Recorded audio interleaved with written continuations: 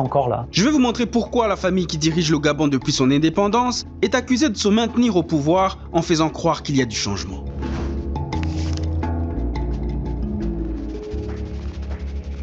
La réponse à cette question est oui, selon Albert Ondo-Ossa, principal opposant du président déchu Ali Bongo et qui répondait aux questions du journaliste de TV5 Monde le 31 août 2023 au lendemain d'un coup d'État. Pour lui, il n'y a aucun doute, un Bongo a remplacé un Bongo. Oligui Nguema est le cousin d'Ali Bongo. Donc c'est toujours le système Bongo qui continue. Mais Ondo-Ossa va plus loin. Selon lui, non seulement un Bongo a remplacé un Bongo, mais en plus, derrière le Bongo qui a remplacé Bongo, il y a une autre Bongo. Derrière Oligui Nguema, il n'y a pas à chercher, c'est Pascaline Bongo qui est là, c'est tout.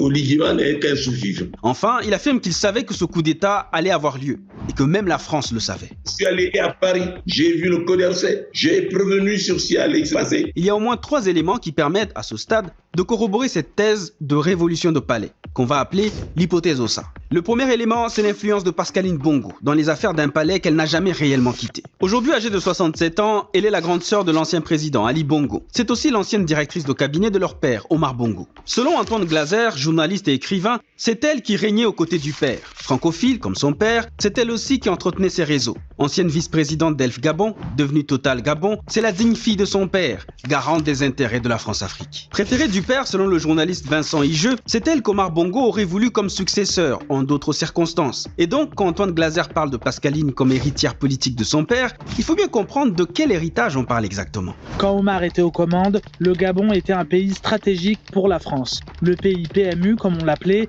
riche en pétrole, manganèse et uranium. C'était aussi le pays des opérations clandestines de l'armée française. Libreville avait alors des allures de village gaulois et Omar se rêvait en chef des services secrets français. Sauf qu'à la mort d'Omar en 2009, ce n'est pas Pascaline qui lui succède, mais plutôt son demi-frère Ali, qui à l'époque est ministre de la Défense. Une fois au pouvoir, l'une des premières choses que fait Ali, c'est de remercier Pascaline et un certain Brice Oligui Nguema, qui était à l'époque l'aide de camp d'Omar Bongo.